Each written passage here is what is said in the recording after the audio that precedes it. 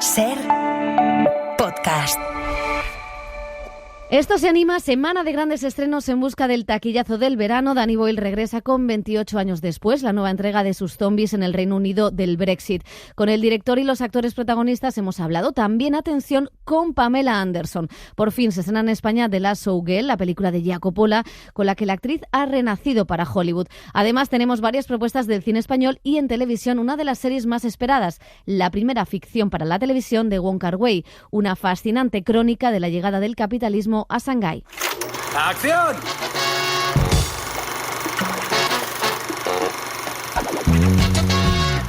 El cine en la Ser con Pepa Blanes.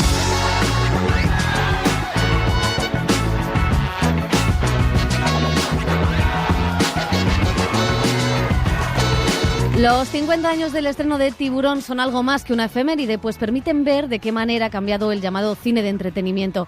Han sido dos actrices estas semanas, Amanda Seyfried y Dakota Johnson, las que precisamente cuestionaban a los mandamases de Hollywood enfrascados en secuelas, remakes y en no crear nuevas historias o nuevas formas de contarlas para seguir emocionando, divirtiendo y haciendo pensar a las espectadoras y espectadores. Eso que nos falta ahora en Hollywood y en cierta manera también en el cine comercial que se hace en Europa es una de las enseñanzas de Spielberg en una de sus películas de culto, la que inauguró la era del blockbuster, que ahora está en horas bajas. Spielberg no subestimó al espectador, no le dio miedo jugar con el género y tampoco poner al alcalde de la ciudad como el malo de la película que se negaba a cerrar la playa para evitar que los turistas se enfadaran. Una película compleja, completa, que lo tiene todo y que vuelve a las salas. No se trata de hacer una apología de la nostalgia y de cualquier tiempo pasado fue mejor, pero sí de que algunos hitos de la historia reciente del cine deberían servirnos para coger impulso y dar una vuelta al momento actual. No es que haya una crisis de creatividad, hay una crisis de confianza entre quienes tienen el dinero y quienes tienen el talento, las buenas ideas. Hay miedo a arriesgarse, a fracasar, cuando el fracaso a veces es el motor para llegar a un sitio mejor.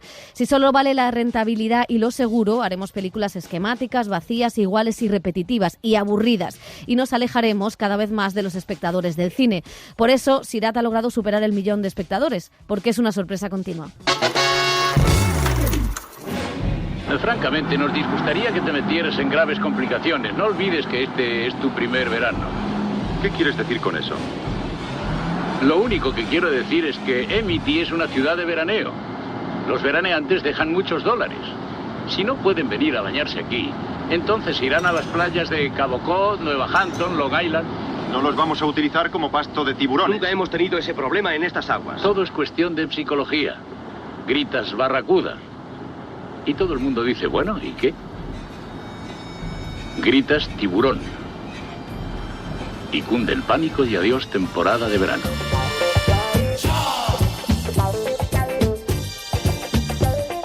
¿Cuántos políticos, Helio Castro, José Manuel Romero, esconderían al tiburón? Muchísimos, muchísimos. Es que es una película, yo creo, que también te enseña cómo se gestiona una crisis política, ¿no? Porque es lo que está pasando en esa playa. O cómo no se gestiona. O cómo no se gestiona. Y que tiene muchos paralelismos, por ejemplo, con la pandemia, que sufrimos. Sí, yo que soy de lugar de costa valenciana, recuerdo que se relajó la cosa de hacer test para que subieran los casos. Bueno, no vamos a adentrarnos en eso, vamos a centrarnos en el 50 aniversario del estreno de Tiburón, el primer gran éxito de Steven Spielberg, película que inventó el taquillazo del verano, que arrasó en esos multicines que empezaban en Estados Unidos a abrir y que también supo cómo manejar la campaña de promoción y merchandising tras un rodaje tormentoso. Es verdad, yo recuerdo a Daniel de la Fuente, compañero de Cultura, que desde que vio Tiburón le cuesta bañarse en una playa más de 5 metros, que no sea el Mediterráneo, que no aparecen muchos. Bueno, nunca se sabe. Ahora, también hay muchos tiburones en la arena y en los chiringuitos. Sí. O sea, que no sé lo que es más peligroso.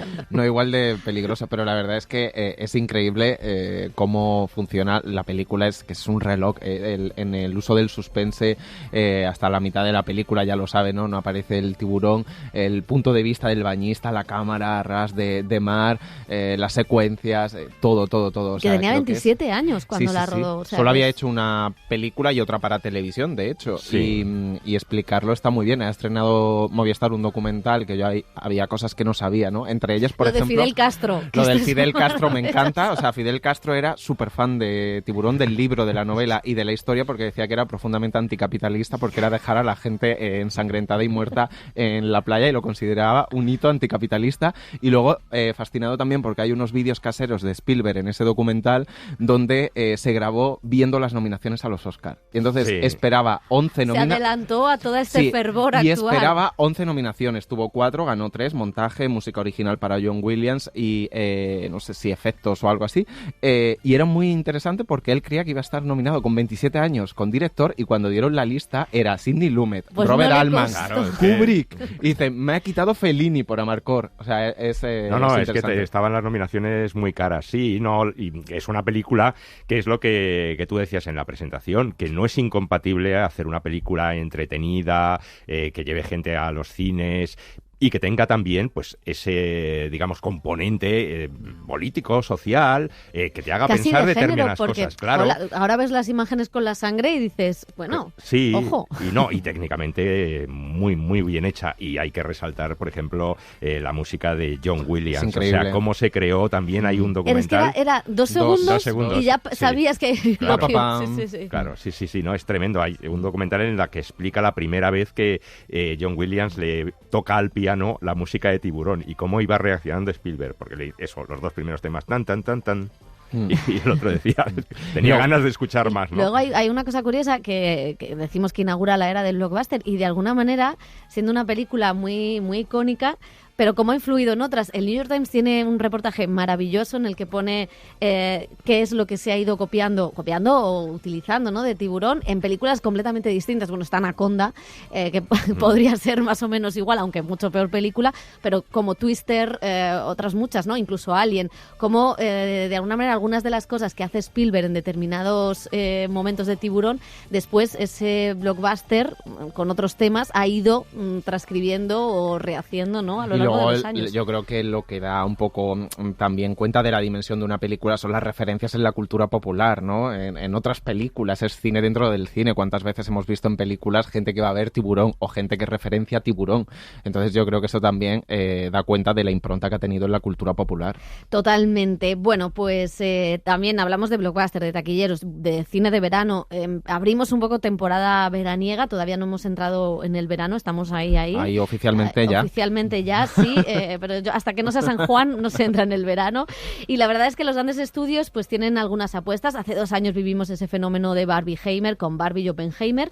Y este año quizá no hay 2 títulos que generan tanta expectación, pero sí hay algunos títulos. De hecho, bueno, pues vamos a empezar esta semana hablando de 28 años después, la vuelta de Danny Boyle, que ahora le escucharemos, que ha estado con Helio Castro.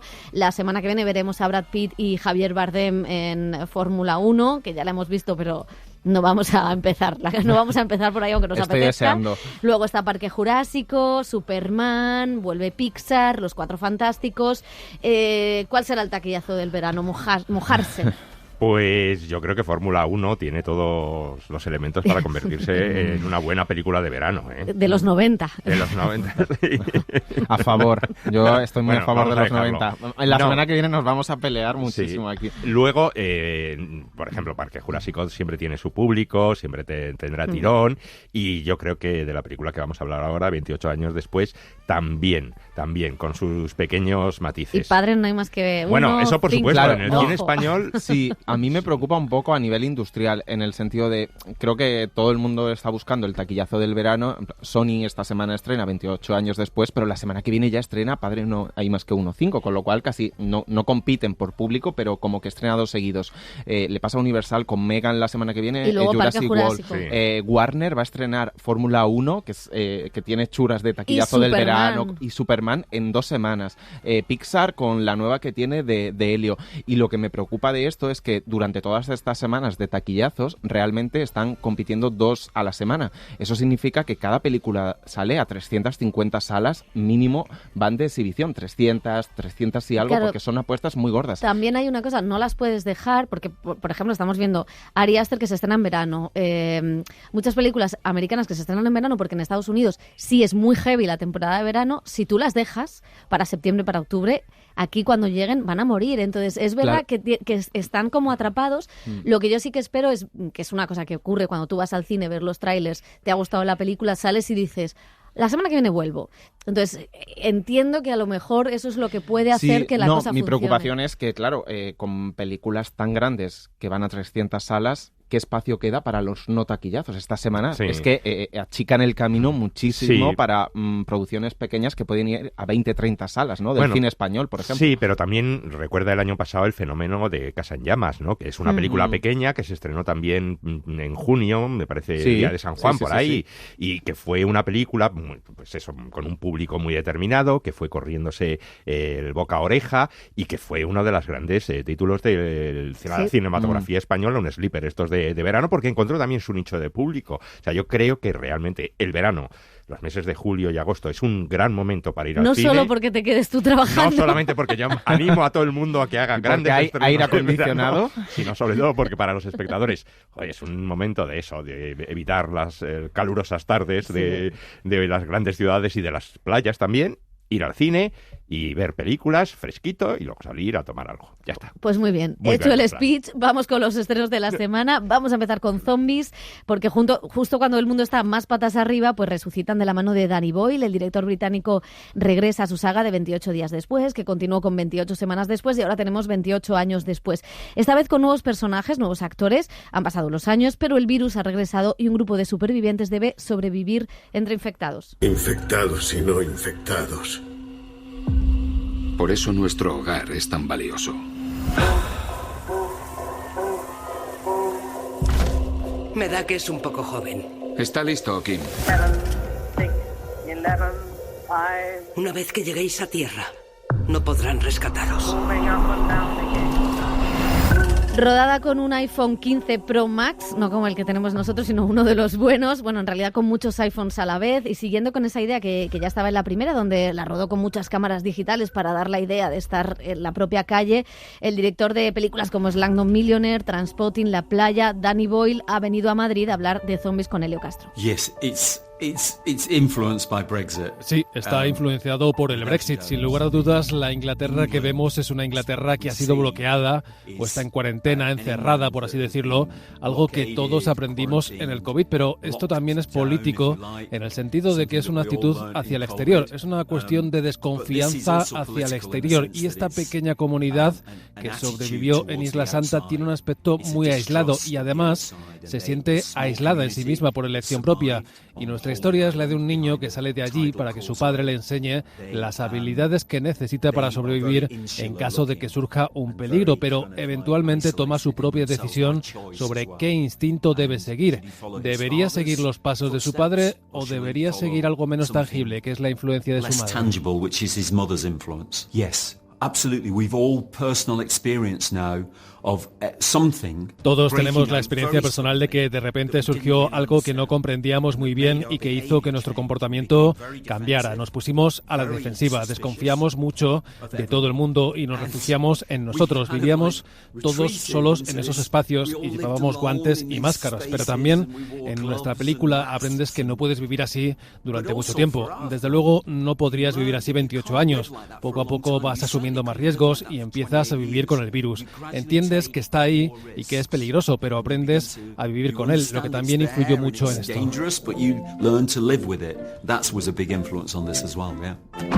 Venga, siéntate aquí, siéntate. ¡Tía! ¿Qué pasa? Jimmy, quedaos aquí, no hagáis ruido y no os mováis. Yes, it's very much part of the mythology. Forma parte en gran medida de la mitología de Inglaterra, que es Robin Hood o Enrique V. Es una idea muy famosa del Día de San Crispín, en el que derrotamos a los franceses en Agincourt, y el arco y la flecha, el arquero común, como una figura noble. Y se usa en esta comunidad para enseñar a los jóvenes a desempeñar sus funciones, que consisten en ser luchadores con bolas y flechas. Es una mezcla de Robin Hood, Enrique V, pero también de los años 50, de la posguerra, cuando sufríamos racionamiento, pero éramos heroicos. De alguna manera habíamos aguantado, y volví a eso en vez de mirar hacia adelante. Esa es la elección, y creo que es una elección que el chico toma en última instancia. Tiene que tomar la decisión. ¿Sigue ese instinto o sigue otro tipo de instinto que es peligroso, pero que está más en consonancia con su individualidad?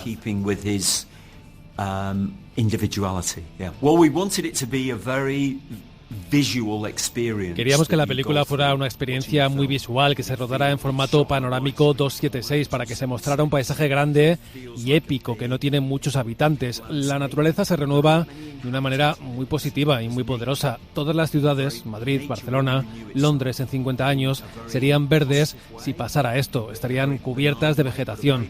La única forma de hacerlo hoy en día es usar CGI y no queríamos hacerlo, no queríamos pintar hiedra en todos los edificios ni nada parecido. Queríamos ambientarlo en el campo para poder usar la naturaleza real. Hay una parte del Reino Unido llamada Northumbria, en el noreste, que es muy remota y muy virgen de la agricultura o la ganadería o la huella humana, y por eso elegimos nuestro paisaje para crear estas imágenes. And so that's where we went for our landscape, where we could create these pictures. Yeah. Bueno, un director a que no se le puede reprochar que no haya innovado o buscado historias estimulantes, a veces con un puntito hortera, pero... Sí, o discutidas por Landon Millionaire, a pesar de que ganó el Oscar, al mejor director se llevó 8 Oscar, pero también fue una película muy discutida por esa romantización de la pobreza, en fin, todas esas cosas. No, a mí es la verdad es que la propuesta primera de 28 días después, claro, la analizamos, que fue en 2006, creo que fue. Entonces fue antes de la pandemia, antes del Brexit, y ya nos presentaba lo que luego hemos visto en realidad, ¿no? Una gran infección provocada también por, dicen, pues un laboratorio, un virus extraño y tal, que por supuesto no llegó a lo que se ve en la película. Y también vemos a una Inglaterra, a una Gran Bretaña, un Reino Unido aislado, que es lo que después hemos visto en el Brexit, ¿no? O sea, tiene ese punto de innovación, ¿no? Y esta película yo creo que juega con esos elementos de ese Reino Unido que tiene que mirarse hacia sí mismo, añora el pasado medieval. En fin, tiene una serie de claves, el Reino Unido aislado, ¿no? Y que está pues, vigilado por el exterior. Entonces tiene una serie de elementos que lo hacen muy interesante. Lo que pasa es que a mí me da la impresión de que es una película que está incompleta porque le faltan 2 partes y justo hacia el final aparece lo más interesante, ¿no? Que son una serie de personajes que imagino que se desarrollarán en las siguientes películas. Hay algo como un poco casi tierno, ¿no? Porque creo que le falta por financiar la tercera película. Sí. La segunda está ya en marcha y estuvo en la Comic Con Danny Boyle y dijo, bueno, Cillian Murphy, el protagonista de Oppenheimer, claro, y el meme que resucitó en pandemia, ¿no? De él por las calles de Londres como infectado, está en el barco, como diciéndole a la gente, si me financiáis la tercera, os juro que vuelve Cillian Murphy. Sí. Bueno, pues veremos en qué acaba todo, pero sí que decíamos antes que cambiaban los protagonistas. Tenemos a Ralph Fiennes, también a Jodie Comer, Aaron Taylor-Johnson, los 2 últimos también han estado en Madrid y son los padres del joven que es el auténtico protagonista de la película. My character is very much trying to instill some kind of survival skill onto his son and there is a lot of masculinity there. Decía el actor que ese padre que intenta inculcarle habilidades de supervivencia a su hijo, y eso tiene mucho que ver con la masculinidad. Él arrastra aún el trauma y su hijo, sin embargo, tiene esa inocencia, puede mirar con esperanza, nos contaba. La actriz pues representa la otra cara. For me it was a bit of a different dynamic with Spike because of Isla's illness, often Spike is actually... Y decía la actriz que para ella la dinámica es diferente, que sufre aún más las consecuencias de ese apocalipsis y que se encuentra con momentos de ternura con ese hijo, como si intentara que se agarrase a la inocencia frente a un mundo en descomposición. Más allá del Brexit, de las resonancias a la pandemia y del momento actual, es también una historia de duelo. Sí, es una historia de duelo y también es una historia de iniciación. Sobre todo, el niño se tiene que convertir en hombre y entonces sigue unos ritos masculinos, pero en esa búsqueda, digamos, pues también está la influencia de la madre, no quiero desvelar demasiadas cosas, pero que le da otra perspectiva de la vida, ¿no? Y entonces ahí está ese conflicto, como ese niño pues tiene que optar por esos 2 caminos, ¿no? El mundo más masculino, más físico, más de convertirse en un gran arquero, o un mundo mucho más sentimental, podemos decir, en el buen sentido, es decir, buscar valores mucho más allá de los puramente físicos, ¿no? El cine en la SER con Pepa Blanes.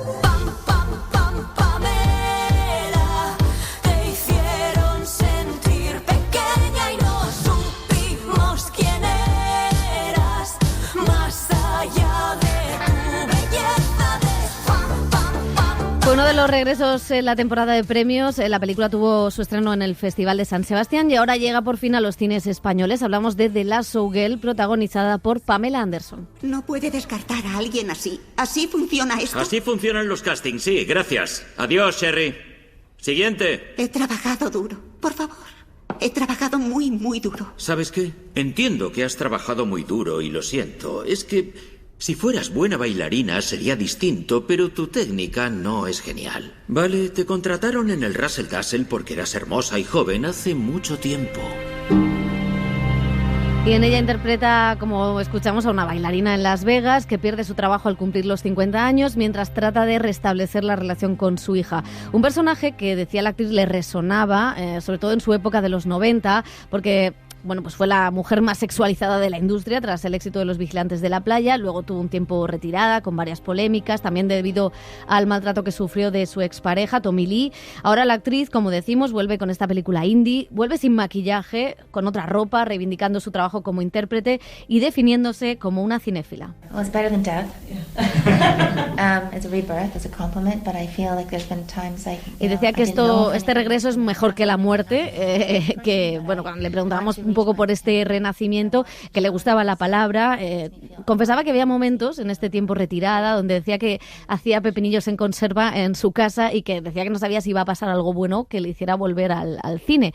Decía que no era una persona ambiciosa, ¿no? Pero que bueno, pues que sí que quería volver a trabajar, a desafiarse, y bueno, pues que este papel demuestra que nunca es demasiado tarde para hacerlo, la verdad. También es una declaración de intenciones, como decimos, iba sin maquillaje, hizo todas las alfombras rojas así de la pasada temporada y del Festival de San Sebastián, estuvo encantadora con la prensa, y le preguntaba a un periodista que por qué esa decisión de ir sin maquillaje. It's not that I feel like I look better without makeup. I look more like me without makeup, and I think it's a very intimate gesture. Decía que era un gesto íntimo, que ella se veía mejor sin maquillaje, que realmente era más ella y que le gustaba ir así. También hacía el paralelismo, ¿no?, con esa exigencia de la belleza, con un poco cómo las jóvenes se ven en Instagram. Hablaba de un tipo de disforia, ¿no?, cuando ves algo que no, una belleza que no puedes conseguir. Y ella decía que quiere estar así, quiere estar liberada, quiere experimentar y ser ella misma. Y bueno, pues en realidad parte de lo que sufrió la actriz tiene mucho que ver con el papel que ejerció la prensa en su momento. Por eso ella decía esto de las mujeres periodistas. Women can be very hard on each other. I mean, some of the most cruelest moments in my life have been from women, and in journalism and in other life. Y decía que bueno, que las mujeres pueden ser muy duras las unas con las otras. Esta es una película que habla de sororidad, entonces le preguntábamos a la directora y a ella si de alguna manera había cambiado esto, si las mujeres ahora no se trataban como hace unos años. Y decía que bueno, que hay de todo, que ya las cosas más duras que ha oído sobre ella han sido de mujeres periodistas, aunque nos decía, vosotras sé que vosotras no. Porque os acabo de conocer. Pero bueno, también confesaba sus gustos cinéfilos, ojo, porque está muy bien, lo que demuestra pues esa imagen, ¿no?, que muchas veces esos prejuicios de mujer rubia tonta que se ha tenido sobre ella no tenían nada que ver. And it's so exciting to hear that because you never know why. I was always like, why am I studying poetry? Why am I watching French cinema? Why am I so obsessed with Fellini and Godard? And and I watch everything. I'm on Criterion. I just keep on putting stuff in my pockets. I'm like, I got this, and my Jenna Rollins and Cassavetes and all these wonderful film. Pedro Almodóvar, all these different people. Pedro Almodóvar. O sea, que citaba que le gustaba Godard, Pedro Almodóvar. La verdad es que, bueno, estuvo encantadora con la prensa, como decimos. La directora de la película es Dia Coppola, la nieta del director del Padrino, que muestra aquí una mirada a la amistad entre mujeres, a la sororidad, pero también al declive del sueño americano, ya que ha ambientado la película en Las Vegas. Yeah, there's something really fascinating to me about Las Vegas. It feels like Hay algo muy fascinante en Las Vegas. Parece que visualmente es una metáfora del consumismo y del modo de vida estadounidense. Siempre me he preguntado cómo es vivir en esa ciudad. He ido mucho para sacar fotos. Mi abuelo me decía que Las Vegas será un lugar maravilloso para ir, un lugar que está abierto las 24 horas, por lo que puedes ir a por una hamburguesa cuando quieras. Visualmente me atraía transmitir todo lo que me intriga de la ciudad y hacerlo a través de la narración de este tipo de artistas que están en peligro de extinción. Red in its glow, watch her as she sways. sorpresa, ¿no? El regreso de Pamela Anderson. Bueno, ha sido un año ¿Tú que has vivido los 90? Sí, porque bueno, la teníamos muy identificada, por supuesto, en los Vigilantes de la Playa, con ese bañador rojo, con esa sexualización. Y luego intentó dar un salto al cine. Yo me acuerdo de ver Barbed Wire, que era también una película. Esta es la que estuvo en Cannes. Hubo una que fue al Festival de Cannes, ¿no? Esta fue la de la que te contaba lo del un embarazo, creo que tuvo, y perdió un aborto y demás, que fue bastante duro para ella. Y la verdad es que la película era pues también un poco más de explotar un poco su físico, su fama, y luego ya la dejamos de ver apariciones así muy puntuales, recuerdos también a los Vigilantes de la Playa, pero decía que este año pues ha sido un poco el renacimiento de dos grandes mitos, ¿no? De Demi Moore, ¿no? Y Pamela Anderson. Y luego pues el tema yo creo que también ha sido tratado precisamente por Demi Moore en esta película que era Striptease, y luego también en Showgirls de Paul Verhoeven, ¿no? Con Elizabeth Berkley, que también hacía de una chica en Las Vegas y que tenía también sus problemas, ¿no? Como quería triunfar. En fin, pues yo me alegro muchísimo que además una nieta de Coppola, ¿no? La rescate un poco y que haga... Nietísima. Y que nietísima, ¿no? Que también podríamos hablar de otra cosa, del Nepo Baby, ¿no? Pero bueno... En fin, que me parece muy bien y además que yo creo que se lo merece y que resurja así un poco de ese Tiene ya pasado. muchos proyectos para este año. Sí, de hecho este verano anunciados. vas a tener la vuelta también de Pamela Anderson. Pamela Anderson. O sea que a mí la película me ha gustado, la verdad. Quizá no es una cosa demasiado rompedora, pero es como una fábula muy bonita sobre el fracaso del sueño americano. Creo que trata a los personajes con muchísimo, muchísimo cariño. Está Jamie Lee Curtis también. Y mira pues a esas mujeres de los años 50 que ya siguen creyendo y siendo conscientes de que hacen un arte, un trabajo, y sin embargo es como la industria empieza a despojarse de ellas, ¿no? Que es algo aplicable a muchísimas industrias, pero en el cine quizá es donde más. Y luego con toda esa decadencia de Las Vegas, los filtros o el tono y la luz que utiliza la directora creo que son muy propios para mostrar una ciudad que siempre hemos visto en todo su brillo y su esplendor, y aquí está casi como apagado, casi en tonos pastel. Y a mí lo que más me gusta es el cariño que tiene la directora a estos personajes, una madre trabajadora, soltera, que ha dejado a su hija y trata de recuperar esa relación, la relación entre las compañeras de trabajo, en cómo salir adelante. Y sí da la sensación, y quizás esto es a mí lo que más lo que me gusta, pero a la vez me pone triste de la película, como si no tuvieran una perspectiva mejor, ¿no? Que es algo que está en el cine de Sean Baker también. Y eso quizá es interesante porque realmente es así, pero sí que te deja como un pozo amargo el visionado de la película. De hecho, es que la película dialoga muy bien con Anora, si te lo paras a pensar, de Las Vegas a Nueva York, dos generaciones distintas, dos momentos distintos, pero una de las actrices más jóvenes, ¿no? de la Showgirl, que era la hija de John Hamm en Mad Men, que no recuerdo cómo se llamaba, posiblemente fuera la protagonista de Anora si viajara a Nueva York, ¿no? En ese cambio de época y cambio de mundo, un mundo que se cae. También tiene algo un poquito de Norma Duval, es decir, una vedette, hay que decir, las plumas. Por las plumas. Es una vedette que considera que lo que hace no es un baile sexualizado ni nada. Ella lo considera que es un espectáculo artístico y que lo que presenta es un auténtico show donde eso. Entonces también combina un poco como esa inocencia, ¿no? Que tiene ella al mirar un mundo que ha ido cambiando mucho, y ella como si no hubiera visto los cambios del mundo y se ha quedado estancada ahí porque invirtió también emocionalmente y familiarmente toda su vida en esa obra de arte que es para ella lo que hace, que cree eso. Entonces sí que es muy bonito cómo la mirada de la directora, la sororidad entre ellas, cómo se ayudan, los problemas económicos, lo que decía Pepa, la manera de mirar el grano que tiene la película, como de este cine indie, el uso de los neones, de Las Vegas, las luces, y a mí me gusta muchísimo la dignidad que le da a todas esas mujeres y a todos esos personajes, que nunca las mira por encima de ni la cámara por encima del hombro, sino que comparte esa ternura que decía Pepa con esa dignidad a estas mujeres que han trabajado muchísimos años en ese mundo.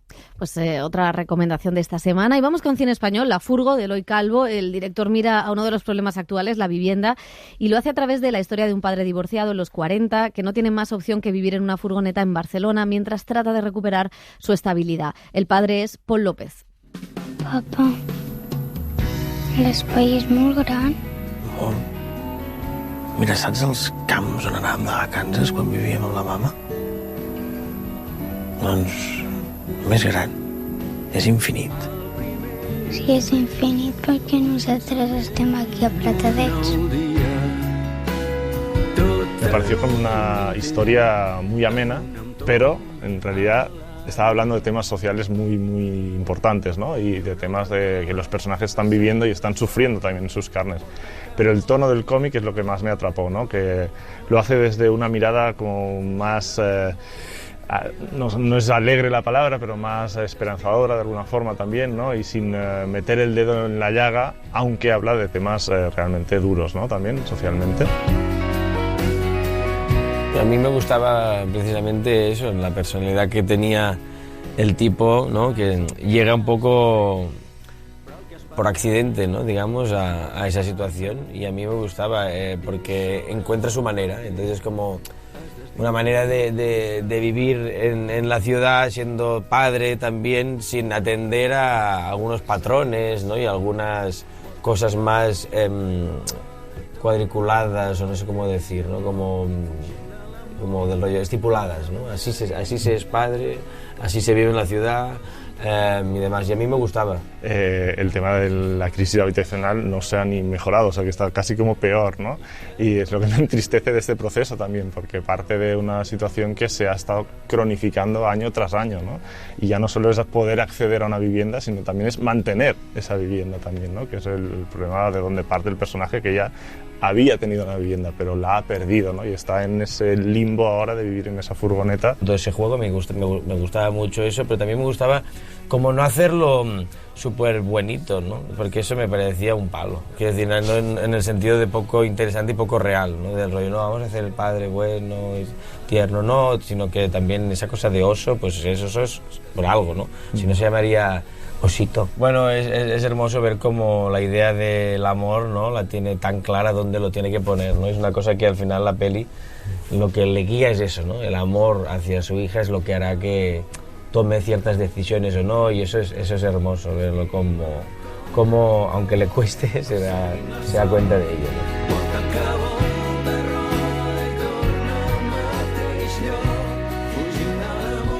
Bueno, pues La Furgo, una emotiva historia que también recomendamos y que tiene en común algo con otro de los estrenos, Los Bárbaros, que firman Javier Barbero y Martín Guerra. Es una historia que retrata las vivencias de varios jóvenes marcadas por la precariedad y la indiferencia hacia el mundo que les rodea. Esos jóvenes son, entre otros, Àlex Muner y John Mansilla.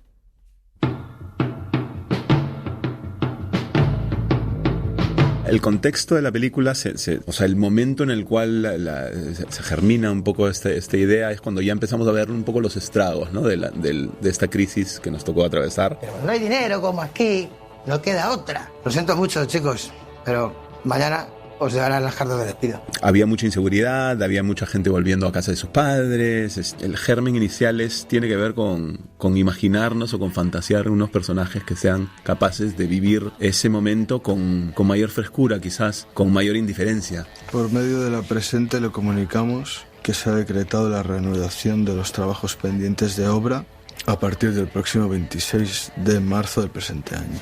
El contexto, o sea, el momento en el que están enmarcados, enmarcada la historia, no es un momento agradable, claramente, pero creo que estas tres personas, precisamente por el hecho de verse obligadas a vivir en este impasse, en esta burbuja temporal, pues hace que se vean forzados o no forzados como a interactuar entre ellos, y esta calidez humana que desprenden pues les hace sentir a gusto. Creo que tanto Javi como Martín utilizaron, digamos, estos tres personajes para combatir de alguna forma la manera en la que normalmente pues a través del cine se combaten situaciones de precariedad como las que hay durante la peli. Quiero ser lo que soy, no lo que trabajo, ¿sabes? O sea, cuando la gente te pregunta, oye, ¿tú qué haces? Nada, soy Marco, ¿sabes? Para mí la película es una sarta de promesas incumplidas, tanto del estado de bienestar, ¿no?, que viven estos jóvenes, como lo que también ellos se prometen a ellos mismos, ¿no?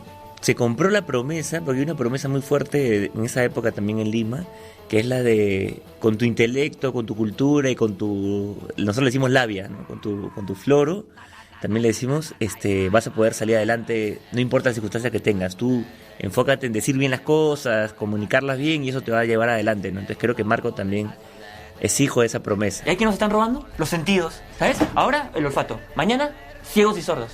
Ya no veo. Eso, vamos a estar ahí, ciegos, sordos, ahí. Todos no sabemos a dónde vamos. Y a eso le dicen bienestar. ¿El pollito? ¿Y tú qué haces? Listo. Era importante que hubiese humor, que nuestros personajes no estén deprimidos, que hay algo de luz, ¿no?, en todo este planteamiento más oscuro y de panorama el humor ayuda a sobrellevar la crisis, así como la juventud también, o una manera de resistencia, ¿no? En realidad.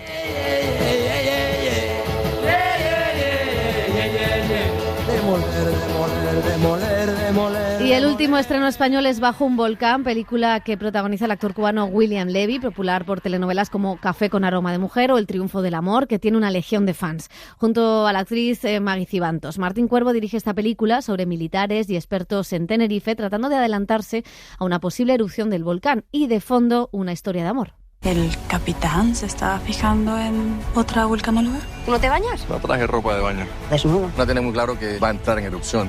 ¿Que va a entrar en erupción, mi capitán? Sí, o sea, ¿de qué? Y para los fans de Mafalda, no se pierdan Quinografía. Es un documental sobre el creador de este personaje animado argentino, Quino. La película cuenta con testimonios de imágenes inéditas que exploran la creatividad de este dibujante que vislumbró y retrató el mundo a través de su personaje. Hay que descubrirlo. Ya en todas las redacciones me dijeron, mira, pibes, chistes con curas, militares, sexo, ni se te ocurra, ¿no? Nos sentíamos reflejados en cada uno de esos chistes, ¿no? Por lo menos ha servido mi humor para que a alguien se le abra la cabeza, como te dicen los chicos hoy, ¿no? A mí no me gusta como yo dibujo, pero lamentablemente no dibujo como quiero, sino como puedo. El cine en la SER con Pepa Blanes. Las series.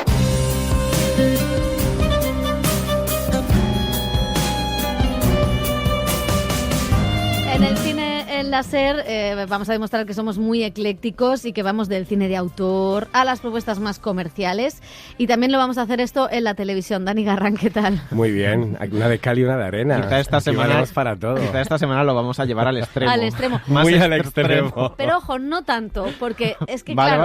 Vamos a desentrañar esto. Bueno, vamos a hablar de dos estrenos que llegan esta semana a las plataformas y que son muy distintas entre sí, así que los oyentes decidan cuál se ponen primero, porque hay que verlo todo. Vamos a empezar por la primera serie de televisión del cineasta Wong Kar-wai, uno de los directores chinos más prestigiosos e influyentes. De hecho, es el que pone de moda el cine asiático en los festivales. Así es. 3 años ha tardado Wong Kar-wai en rodar este gigantesco proyecto, una serie de 30 capítulos concebida como una continuación de la trilogía del amor y la soledad compuesta por sus películas Deseando amar y 2046, dos de las películas asiáticas que mejor han permeado en la cultura occidental y que convirtieron al director en un gran referente formal. Blossoms Shanghai es el nombre de la serie y es una adaptación de la novela Blossoms, escrita por Jin Shucheng, una obra clave en la literatura contemporánea china que retrata la vida en Shanghái desde los años 60 hasta principios del siglo XXI y que Wong Kar-wai concibe como un homenaje a su ciudad natal. Tío Ye, quiero dedicarme al comercio exterior. ¿Hablas inglés? ¿Puedo aprender?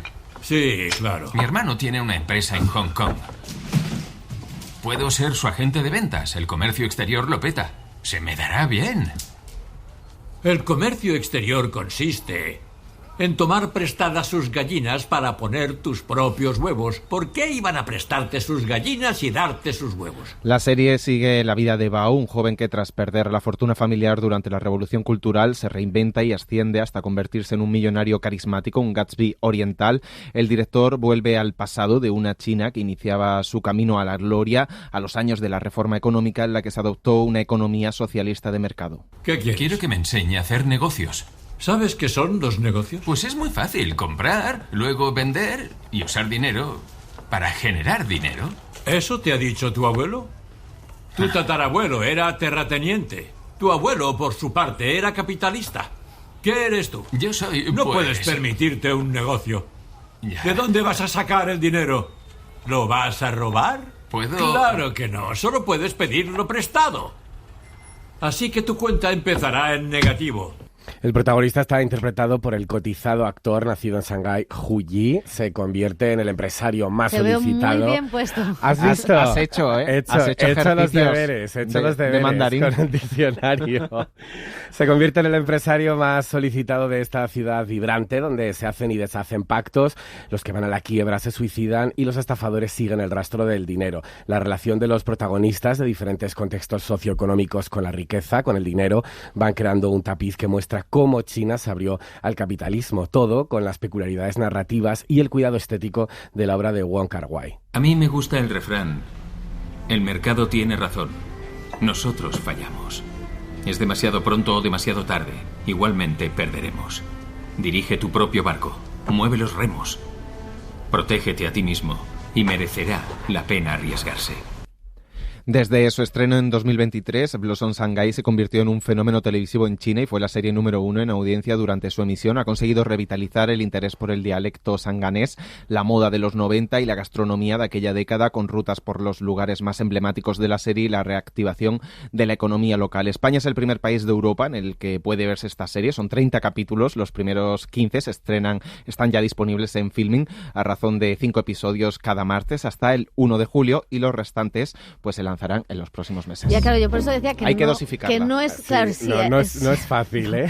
No es para hacerse un maratón. No.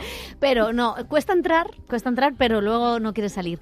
La cosa es que no está tan desencabellado con Olimpo, que hago spoiler, va a ser la siguiente serie de la que hablemos, porque Olimpo lo va a petar aquí en España, pero a mí me parece muy importante que esta serie en la China actual haya sido el pelotazo que ha sido, ¿no? Los anuncios más caros en la televisión y sobre todo porque a mí me parece una maravilla. Estoy maravillada con esta serie, a la que hay que ver muy despejada porque hay muchas intrigas bursátiles, que eso ya, si esto fuera en España también me costaría. Es un poco Succession, ¿no? A veces sí. Con esas, bueno, a mí sí. A la hora de hablar con esos términos, sí. La bolsa, las acciones, tal, a mí me ha recuerda recordado un poco más al Gran Gatsby, realmente, ¿no? Un chico pobre o medio arruinado, ¿no? Que intenta coger todo esto y estar y esta cosa del amor, de la familia, pero a la vez querer hacerse rico, ¿no? Esta dualidad, y sobre todo es un espejo de su tiempo. O sea, cierra la trilogía desde In the Mood for Love, Deseando Amar, o 2046 con esta, ¿no? Eran el pasado, el futuro, y esta sería el presente, que es cuando acaba la revolución cultural hasta la entrada más a saco del capitalismo, y los años 90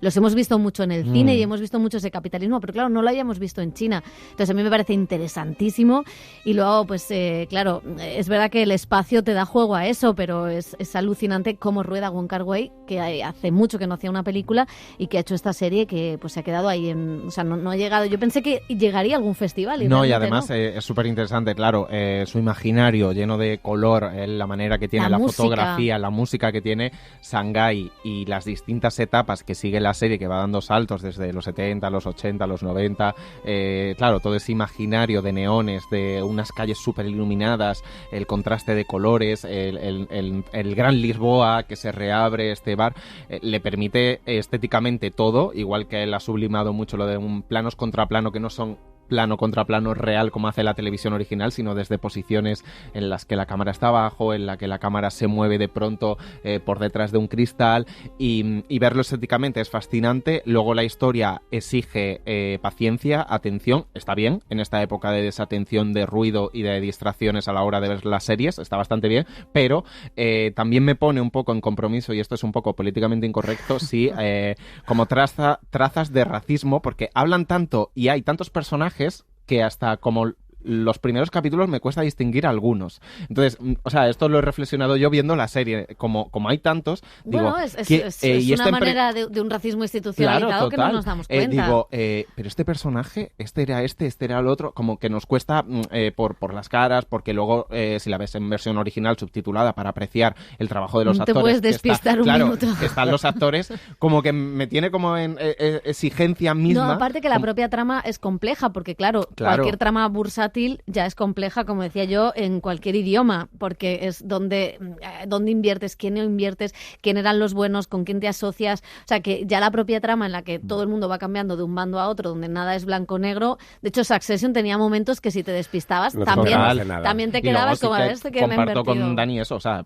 bueno, porque el referente más cercano que tenemos es Succession, pero sí Sí, que lo aunque de ahí era los como el declive espiriano de una familia, que es más como una... no temáticos, lo digo Claro. por los diálogos, por la agilidad, ¿no? Por cómo va cambiando de escenarios, de diálogos, del bono está tal, quién invierte en el bono, los cuchicheos, el que invierte y se desploma, el que se suicida porque lo ha perdido todo, las familias, los distintos tipos de niveles de riqueza, el que controla muy bien Las como los bajos lealtades. fondos, Yo creo que es una serie sobre lealtades. Que es absolutamente, tremendo. entonces creo que es exigente, pero que es una gozada si entras y verla, pero es exigente.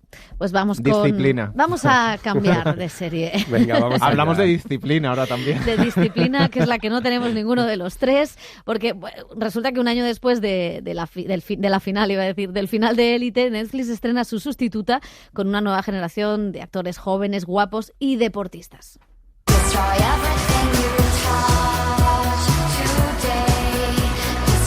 Sé que lo estabais deseando, llega el veranito y queréis ver cuerpos sudorosos y poca ropa. Vamos a hablar de Olimpo, la nueva serie juvenil que se desarrolla en un centro de alto rendimiento deportivo, con la tensión, las rivalidades y la competición que todo ello supone. Por supuesto, también hay hueco para una conspiración en torno al dopaje, sexo salvaje en los vestuarios salvaje. y fiestas Dani clandestinas. Garrán. Creo que no hemos visto la misma serie, ¿no, Pepa? Sí que salvaje tampoco. Aquí también Hombre, un son los poquito, vestuarios. sí. Diferentes Bueno, yo no sé qué vestuarios has sido tú. Hay diferentes termómetros de gimnasio, estoy viendo aquí. Bueno, Ibai Abad, John Matthew y Laia Fogué son los creadores, mientras que Clara Galle, Agustín de la Corte, Nuno Gallego, Nira Osaya y María Romanillos encabezan un elenco conformado por actores y actrices jovencísimos, guapísimos y de lo más atlético. No entiendo qué hacéis aquí. Sin salir, sin beber, sin conocer a Peña. Esta obsesión por ganar, ¿de ganar a qué? ¿A quién le importa si corres así o saltas asa? Ya te dije que esto era un zoo. Ya, pues yo no quiero estar en una jaula. Es un poco jaula el car, sí. Una jaula de tiburones y serpientes, de buitres. Pero disfrazados de cuerpos perfectos, claro. Si te ven sola, van a por ti. Bueno, pues has hablado con los protagonistas, con esos actores jóvenes y la verdad es que se han tonificado, está bien. Y un poco lo que esperan también de la serie, ¿no? Porque de momento no se ha confirmado si hay más temporadas. Yo entiendo que sí, porque la verdad es que va a funcionar. Seguramente, seguramente. Las comparaciones son odiosas, muchos la hemos comparado ya con la extinta Élite. Nuno Gallego, que trabajó en las últimas temporadas de esa serie del Instituto para Ricos, y Nira Osaya, creen que Olimpo va más allá de lo estrictamente adolescente para hablar de más temas. El CAR te abre la posibilidad de que la edad no es solo el teenager, ¿no? Que al final puedes tener 15 o puedes tener 32, que es un poco los límites, ¿no?, del deporte. Pero eso, que al final yo creo que es la gran diferencia, que aquí no somos adolescentes, sino que tenemos más edad. Y que también tiene que ser, o sea, creo que es muy difícil como tomar esa decisión, ¿no? O sea, te tiene que mover mucho por dentro de renunciar, por así decirlo, a lo que sería nosotros que hemos estado como 9 meses un poco en esa dinámica de intentar ser deportistas de élite, la dieta y demás, como renunciar a lo que el resto de gente hace constantemente y sacrificarlo a lo mejor muchas cosas pues para conseguir al final un sueño. Es algo muy duro y que se ve en Olimpo al final. Es una serie muy coral, pero Clara Galle, que si viviéramos en el sistema de estudio sería un poco el rostro de Netflix, porque ha hecho muchas de sus últimas ficciones, interpreta a la gran protagonista, una deportista de natación artística. La actriz, que se dio a conocer por la película A través de mi ventana, reflexionaba sobre una de las grandes críticas que reciben este tipo de series en esta época, que es la falta de diversidad.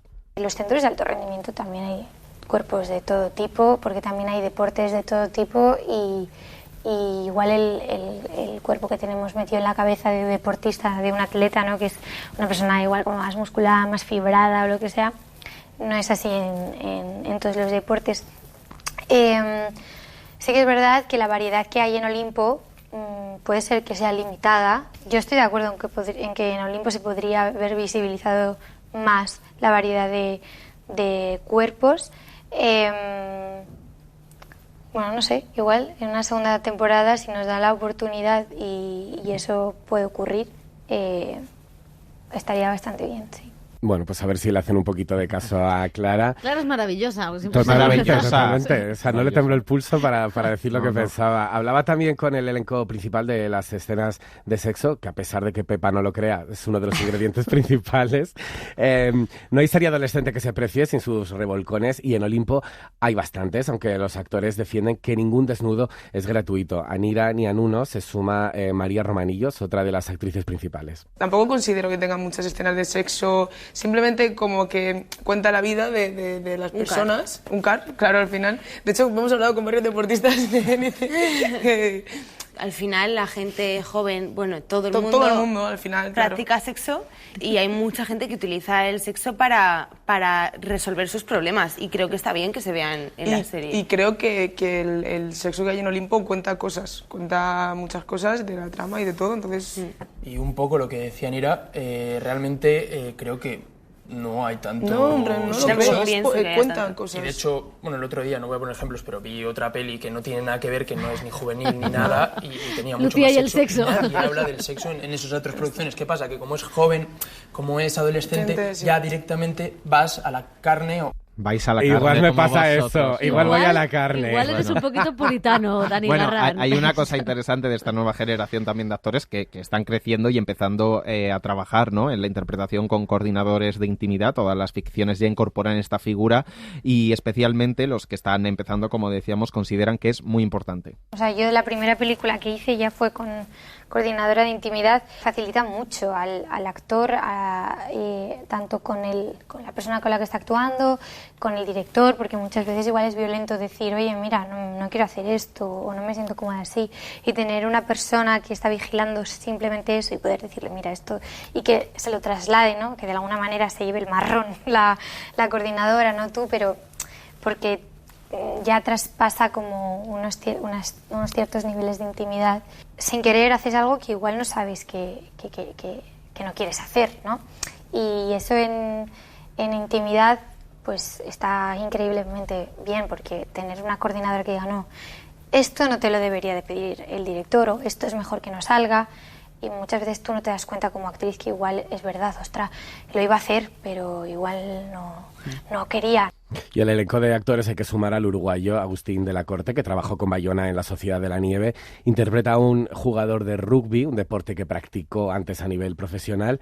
Interpreta a un joven homosexual en un mundo, el del deporte, que aún destila mucha homofobia. Sí, yo lo asumí así con esa responsabilidad también con mucho orgullo, porque me parece como un tema y una problemática que es muy actual y está vigente, desafortunadamente, tanto en el mundo del deporte como en distintos aspectos del mundo real, y que por suerte se lleven adelante ficciones en las que se sigan dando esas luchas. También me parece súper importante, y yo lo asumí con esa responsabilidad, y así creo que también quedó expresado en la serie, así que estoy muy contento con eso. Bueno, yo no voy a meterme más con Netflix, que yo creo que ya hice suficiente.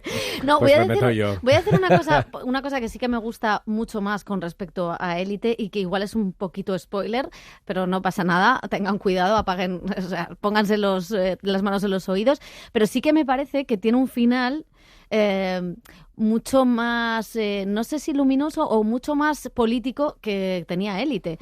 Quiero decir que sí, que termina de una manera en la que de alguna manera no todo el mundo queda corrompido por el mundo, por la sociedad, por el dopaje en este caso. Entonces hay como un final, aparte hay mucha cosa inverosímil, y a mí quizá lo peor de esta serie, que yo me la he comido entera, es que a veces no se hace entretenida, ¿no? Que es lo que le pides a esta serie. Un poco de bola, ¿no? Quizás ese es el problema que tiene una serie cuyo objetivo es ese, pero sí que creo que tiene un final que dices, bueno, pues es bastante aleccionador que termine así.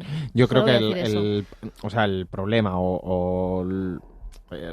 lo que no funciona del todo, ¿no?, es que no encajan todas las piezas de lo que quiere contar y cómo lo quiere contar. Entonces, a veces creo que tiene como un tono solemne, agravado, dramático de lo que está pasando, ¿no?, con cosas muy serias. Luego hay como banalidades muy grandes, relaciones que no fluyen entre los personajes y los protagonistas. Entonces, creo que hay elementos que están bien, y los actores se lo han currado, se nota indudablemente físicamente, y que han hecho el trabajo y que intentan, pues eso, levantar una serie juvenil de alguna manera diferente, que no es un instituto, es un centro de alto rendimiento, ya no, es verdad que no son chavales de 16 años. Las escenas de deportes están muy bien. Sí, son chavales de 20 años, ¿no? La sincronizada es espectacular, ¿no? Cómo se hace eso. Pero creo que en el tono y va basculando demasiado sin que funcionen todos los elementos. Bueno, yo es que creo que nadie rueda a estas alturas un drama deportivo adolescente con una intención de inventar la rueda. Creo que no funciona desde mi punto de vista ni para Guilty Pleasure, y que han colocado todos los estereotipos de una serie juvenil en un CAR, lo cual también les exime de la culpa de mostrar otros cuerpos, otras realidades. Y me parece que todo lo que aparece ahí ya lo hemos visto. Eso sí, bueno, creo que es una oportunidad para muchos actores nuevos, que a partir de aquí pues veremos una cantera, ¿no? de posibles actores que salgan adelante con nuevos trabajos y con más posibilidades, pero yo no he llegado a acabarla, Pepa. Yo sí la he acabado, pero vamos, hasta el final. Ojo. Ojo, yo es que voy a meterme en... ¿Y Blossom Shanghai la has terminado? No. ¡Vaya! O sea que... Lo vamos a dejar aquí. Llevaba razón, va a la carne. Va a la carne. Terminamos el Cine en la SER. Hasta la semana que viene. Adiós. El Cine en la SER con Pepa Blanes.